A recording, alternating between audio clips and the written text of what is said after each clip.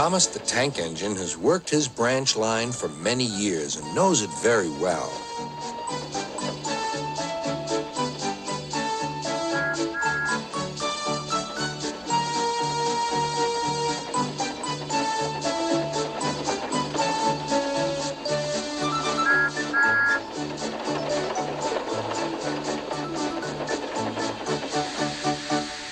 You know just where to stop, Thomas, laughed his driver. You could almost manage it without me. Thomas had become conceited. He didn't realize his driver was joking. Later, he boasted to the others. Driver says I don't need him now. Don't be so daft, snorted Percy. I'd never go without my driver, said Toby earnestly. I'd be frightened. Puh! Boasted Thomas. I'm not scared. You'd never dare. I would then. You'll see.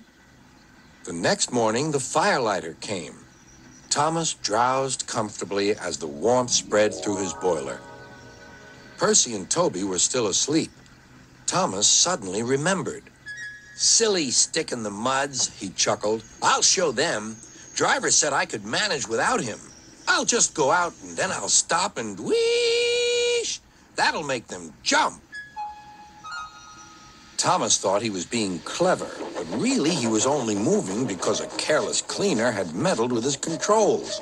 He soon found his mistake. He tried to whoosh, but he couldn't. He tried to stop, but he couldn't. He just kept rolling along.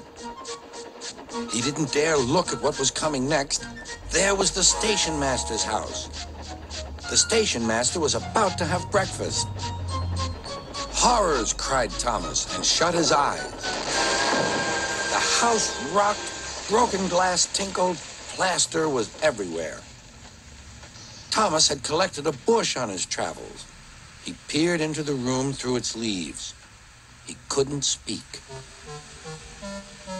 The station master was furious. His wife picked up her plate. You miserable engine, she scolded. Just look what you've done to our breakfast. Now I shall have to cook some more. She banged the door. More plaster fell. This time it fell on Thomas. Thomas felt depressed. Workmen propped up the house with strong poles and laid rails through the garden.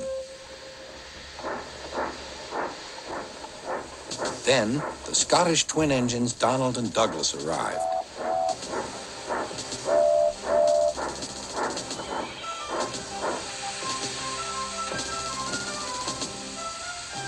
Dinna fash yourself, Thomas. We'll soon have you back on the rails. They laughed.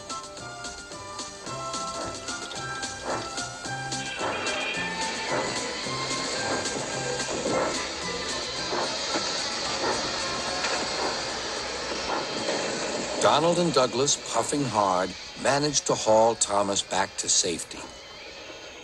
Bits of fencing, the bush, and a broken window frame festooned his front, which was badly twisted.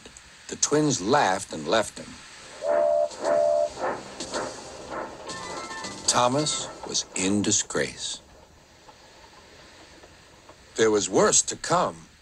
You're in a lot of trouble, Thomas. I know, sir. I'm sorry, sir. Thomas's voice was muffled behind his bush. You must go to the works and have your front mended. It will be a long job. Yes, sir. Meanwhile, a diesel rail car will do your work. A diesel, sir? Thomas spluttered. Yes, Thomas. Diesels always stay in their sheds till they are wanted. Diesels never gallivant off to breakfast in station masters' houses.